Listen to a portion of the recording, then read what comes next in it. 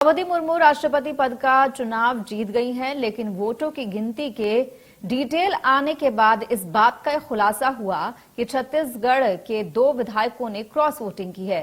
यशवंत सिन्हा को 69 वोट मिले, जबकि छत्तीसगढ़ में कांग्रेस के 71 विधायक हैं। वहीं एनडीए उम्मीदवार मुर्मू को 2 मत ज्यादा मिले हैं।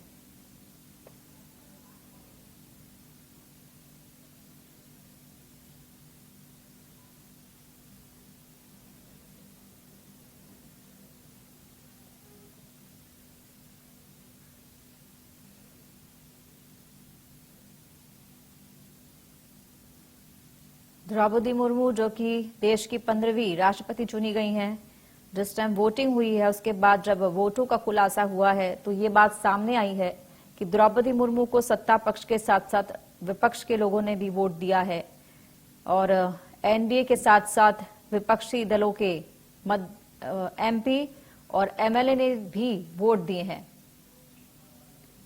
अमित चौरसिया हमारे साथ जुड़ गए, हमारे सहयोगी। अमित, आपसे पूरी खबर के बारे में जानना चाहेंगे कि कहा जा रहा है कि 2 एमएलएज ने जो है वो द्रौपदी मुर्मू को वोट दिया है। किस तरह की खबरें सामने आ रही हैं इसको लेके?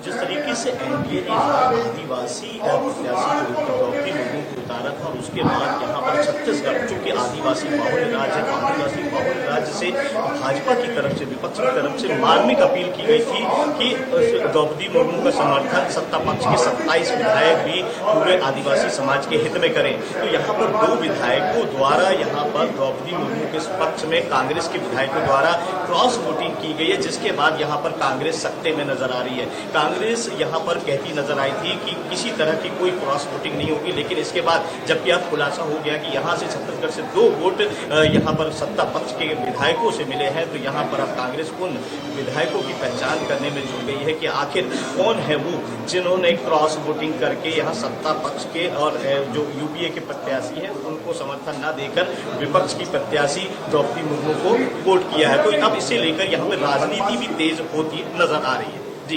ये भी जानना चाहेंगे आपसे, जिस तरीके से खबर आ रही है कि उनको जो है सिर्फ एमएलएज ने नहीं बल्कि एमपीज ने भी, कई एमपीज भी ऐसे हैं जिन्होंने क्रॉस वोटिंग की है। क्या ये भी सामने आ रहा है कि कोई ऐसे मेंबर ऑफ पार्लियामेंट वहां से हो सकते हैं, एमपीज हो सकते हैं जिन्होंने उनके लिए वोट किया हो?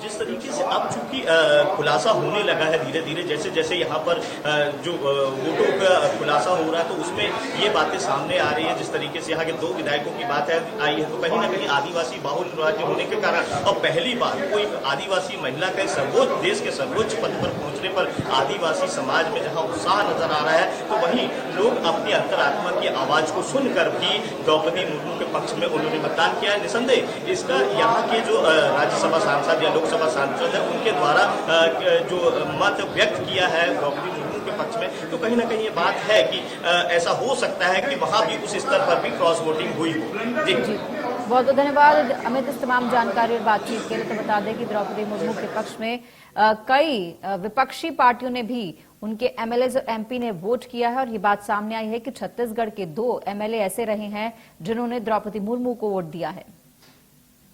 मध्य प्रदेश, छत्तीसगढ़ की हर खबर सीधे आपके मोबाइल फोन पर। अभी सब्सक्राइब करें हमारा चैनल और पाएं पल पल की खबर।